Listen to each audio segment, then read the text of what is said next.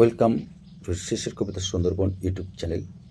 Fourth semester history minor suggestion 2026। অর্থাৎ আমরা এই মুহূর্তে আমাদের চ্যানেলে যারা তোমরা নতুন এসেছো সকলকে আমরা শুভেচ্ছা জানাই। আর সেই শুভেচ্ছার সাথে সাথে তোমাদের সামনে আমরা আজকে যেটা পরিবেশন করবো সেটি হলো ওয়েস্ট বেঙ্গল স্টেট ইউনিভার্সিটির চতুর্থ সেমিস্টারের ইতিহাস মাইনর যারা পরীক্ষা দেবে তাদের জন্য এই ভিডিওটি অতি গুরুত্বপূর্ণ এই কারণ এটা সাজেশন পর্ব চলছে আমাদের শেষের কবিতা সুন্দরবন ইউটিউব চ্যানেলের সৌজন্যে। তোমাদের 2026 সালের যে প্রশ্নগুলো 5 মার্কের জন্য খুবই গুরুত্বপূর্ণ সেগুলো আমরা এক এক করে বলে দিচ্ছি, তোমরা অবশ্যই খাতা লিখে নাও।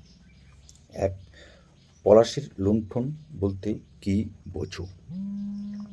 পলাশির লুণ্ঠন বলতে কি বোঝো? 1765 সালের দ্বৈত শাসন ব্যবস্থার সংক্ষিপ্ত পরিচয় দাও। সূর্যাস্ত আইন সম্পর্কে সংক্ষেপে লেখো। সূর্যাস্ত আইন সম্পর্কে সংক্ষেপে লেখো। নেক্সট মোস্ট ইম্পর্টেন্ট কোশ্চেন, চিরস্থায়ী বন্দোবস্তের মূল বৈশিষ্ট্য বা ত্রুটিগুলি কী ছিল আলোচনা করো। ইয়ং বেঙ্গল বা নব্যবঙ্গ আন্দোলনের মূল উদ্দেশ্য ও সীমাবদ্ধতাগুলি কী ছিল লেখো। এটা কিন্তু মোস্ট ইম্পর্টেন্ট। উডির ডিসপাসকে ভারতের পাশ্চাত্য শিক্ষার ভিত্তি বলা হয় কেন? উডির ডিসপাসকে ভারতের পাশ্চাত্য শিক্ষার ভিত্তি বলা হয় কেন? ইউনিট 3 থেকে তোমাদের যে প্রশ্ন আসবে 5 মার্কসের। 1857 খ্রিস্টাব্দের মহাবিদ্রের চরিত্র বা প্রকৃতি কেমন ছিল? আমরা বড় প্রশ্নের মধ্যে এটা দিয়ে দিয়েছি। সাঁওতাল বিদ্রোহের কারণ ও তাৎপর্য সংক্ষেপে লেখো।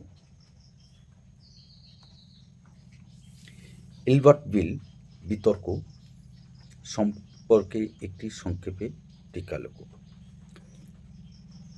এবার আসবো আমরা 4 নম্বর ইউনিট। আর সেই 4 নম্বর ইউনিট আলোচনা করার আগে আমরা বলে দিই যে এই মুহূর্তে আমাদের শেষের কবিতার সুন্দরবন ইউটিউব চ্যানেল দেখছে 10,500 জন ছাত্রছাত্রী। আর তুমিও এসেছো এই মুহূর্তে আমাদের চ্যানেলে ভিজিট করতে। আমরা দেখছি অসংখ্য ছাত্রছাত্রী আমাদের চ্যানেলে আসছে, অথচ তারা আমাদের চ্যানেলটি সাবস্ক্রাইব করছে না।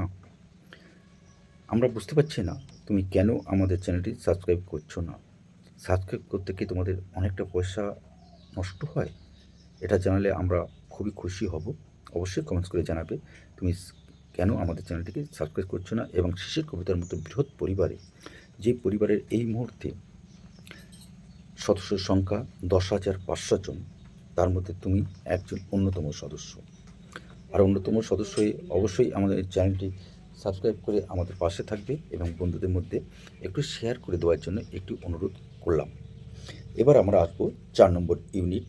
4 নম্বর ইউনিট থেকে তোমাদের গুরুত্বপূর্ণ প্রশ্ন 2026 সালে পরীক্ষায় আসবে।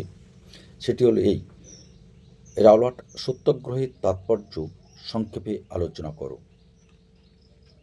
নেক্সট মোস্ট ইম্পর্টেন্ট, জালিয়ানওয়ালাবাগ হত্যাকাণ্ডের ঐতিহাসিক গুরুত্ব লেখো। খিলাফত আন্দোলনের পটভূমি সংক্ষেপে ব্যাখ্যা করো।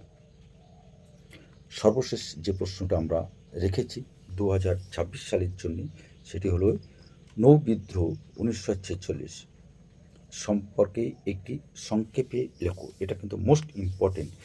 জালিয়ানওয়ালাবাগ হত্যাকাণ্ড যেমন ইম্পর্টেন্ট তেমনি ইম্পর্টেন্ট নৌবিদ্রোহ। তাই এটাই ছিল তোমাদের 2026 সালের মূল 5 নম্বরের প্রশ্ন। এই 5 নম্বর প্রশ্নগুলো আমরা তুলে ধরলাম। এখনও তোমাদের হাতে প্রচুর সময় আছে, সেই সময় নিয়ে তোমরা এই প্রশ্নগুলো করলে আশা করছি তোমাদের 100% কমন পাবে। এটা আমাদের কাছে চ্যালেঞ্জ। আর বড় প্রশ্নগুলো আর একটা ভিডিওতে তৈরি করে দিয়েছি, অর্থাৎ 10 নম্বর, সেটি তোমরা দেখতে থাকো। নেক্সট আমরা আসবো 2 নম্বরের প্রশ্নপত্র নিয়ে। সুতরাং আমাদের চ্যানেলের সাথে থাকো। শেষের কবিতা সুন্দরবন ইউটিউব চ্যানেল তোমার একান্ত প্রিয় চ্যানেল এবং অসংখ্য ছাত্রছাত্রীর প্রিয় কিন্তু।